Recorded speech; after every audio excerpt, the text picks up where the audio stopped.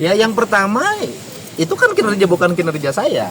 Itu kinerja dari mulai tingkat RT, RW, kepala desa, kepala kelurahan, camat, bupati, wali kota dan seluruh jajaran, bahwa apa yang dilakukan selama ini sudah selaras dengan apa yang menjadi tuntutan dan kebutuhan publik.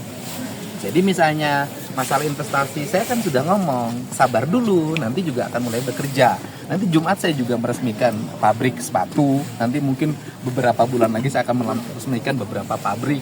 Karena waktu itu ketika saya rintis, mereka bisa bangun dan bisa berproduksi, orang bisa kerja. Vimpa sudah bisa produksi, BYD bisa produksi, terus bagaimana apa yang saya sampaikan. Yang kedua, pendidikan kan kita dorong bagaimana SD dan SMP terintegrasi dengan baik, bagaimana orang bisa bersekolah, walaupun kemarin ribut satu kelas 50, yang penting orang sekolah. Sekarang juga saya mendorong lagi kerjasama dengan swasta yang lebih luas lagi.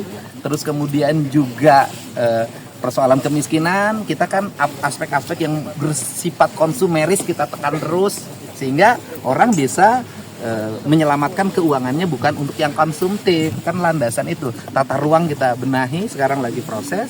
Ya semuanya sudah on the track ya, on the track. Dan dari on the track itu, saya kan tidak pernah ngomongin dari dulu, kapan gue baru ngomongin IPM. Saya nggak pernah, lanjut pertumbuhan ekonomi, saya nggak pernah, penanganan kemiskinan, saya nggak pernah. Saya cukup kerja aja, dan dari seluruhnya, biarkan BPS yang menilai, dan dari seluruh dinilai BPS ternyata hasilnya belum menggembirakan menurut saya. Ya, artinya kita harus kerja lagi, lebih baik dari apa yang ditetapkan BPS sekarang. Pak, tapi kalau kenaikan dolar terhadap industri di Jawa Barat, ada nggak sih Pak dampaknya Pak? Ya dampaknya pasti ada dua Pak variabelnya. Yang ekspor pasti merasa untung, ya kan?